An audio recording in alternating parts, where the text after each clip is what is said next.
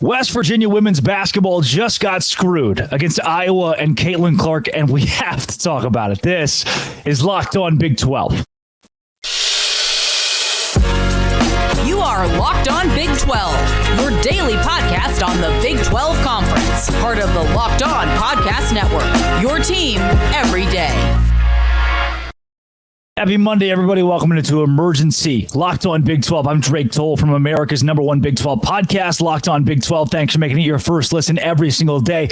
Iowa 64, West Virginia 54, the final. And I'll be honest with you, first and foremost, I did not expect to make a podcast about this game in the honest assumption that West Virginia would lose in Iowa City by double digits in a game that just got out of hand. But that wasn't the case.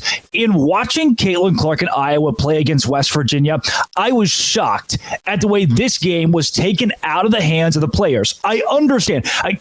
I'll preface. I went to Baylor.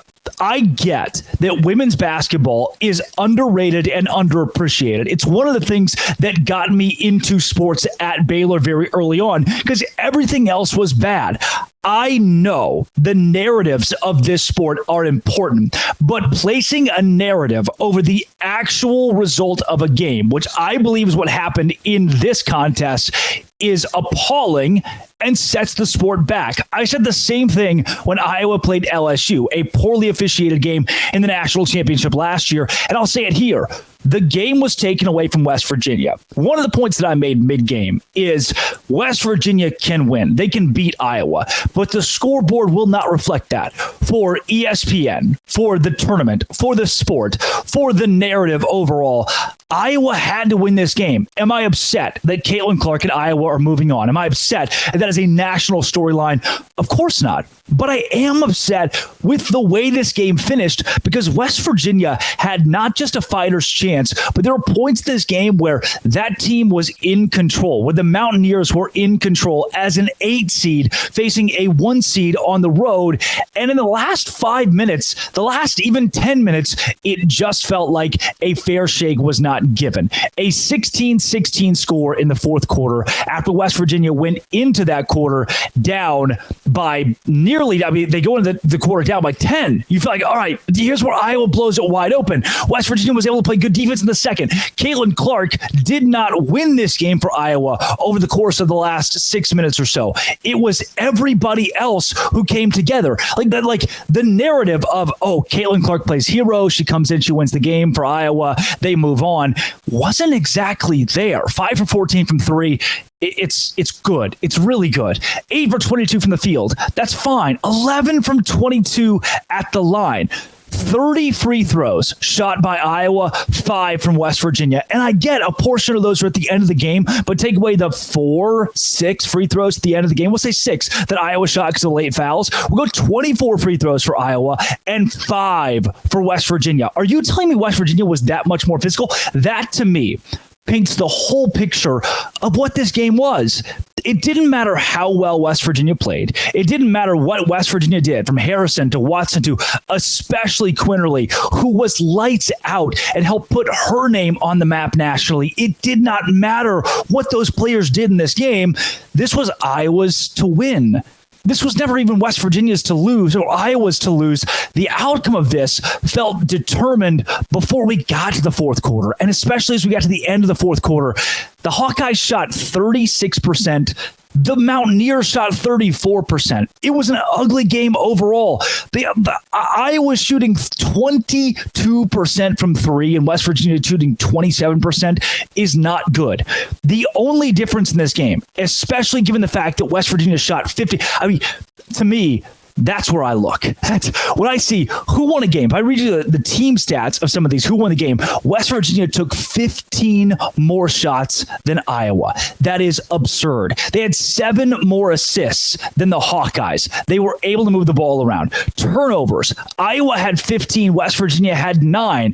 And you say, okay, well, what was the difference? Especially if West Virginia had 12 more points off of those turnovers, what was the difference? Solely free throws. 25 made free throws for Iowa, 3 for West Virginia. And again, I'm not anti-Caitlin Clark.